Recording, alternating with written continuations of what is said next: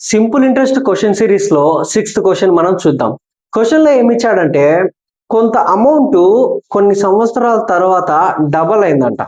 Okay, 6 1/4% interest తో అది double అయిందంట.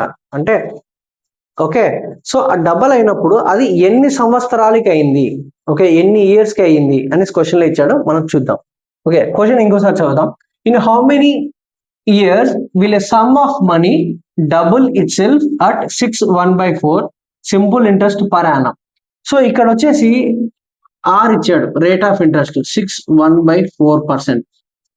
ఓకే, 4 6 24 25 25/4%.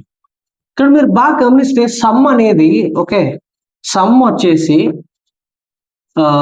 మనము పి అనుకుందాం. ఓకే, ఎంతో తెలియదు, సో పి అనుకుందాం. ఇక్కడ ఏమంటున్నాడు అంటే డబల్ అయింది అంటున్నాడు. ఈ పికి ఇంకొక పి యాడ్ చేద్దాం, డబల్ అయింది అంటున్నాడు. ఓకే, సో డబల్ అయితే 2p. ఓకే, అది ఎన్ని ఇయర్స్ కి అయింది, ఓకే ఎన్ని ఇయర్స్ కి డబల్ అయింది అనేసి అడిగాడు. ఇక్కడ ఒక ఫార్ములా వచ్చేసి ఉంటుంది అన్నమాట. Amount is equal to principal plus simple interest. Okay, ఇది డబల్ అయింది అన్నాడు, అమౌంట్ డబల్ అయింది అన్నాడు. ఓకే, డబల్ అయిందంటే ఇది పి అనుకుంటే సింపుల్ ఇంట్రెస్ట్ కూడా పి వచ్చింది. ఫర్ ఎగ్జాంపుల్ పి వచ్చేసి 10 రూపీస్ అనుకోండి. ఓకే, డబల్ అయిందంటే దాని అర్థం 20 అయిందని. 20 అయిందంటే సింపుల్ ఇంట్రెస్ట్ కూడా 10 వచ్చింది అనమాట. సో అదే విధంగా పి. ఓకే, ఇక్కడ మీరు బాగా గుర్తు పెట్టుకోవాల్సింది ఏంటంటే simple interest is equal to P అయింది అనమాట. P value. సో ఇక్కడ మనం ఫార్ములా వేసుకొని సాల్వ్ చేద్దాం. Okay, simple interest is equal to PTR by 100. ఇక్కడ మనకు అడిగింది ఏంటంటే టైం, టీ అడిగాడు అనమాట. Okay, simple interest into 100 by P into R is equal to T. T అడిగాడు. సింపుల్ ఇంట్రెస్ట్ అంటే మనం ఇక్కడ తీసుకున్న వాల్యూ పి.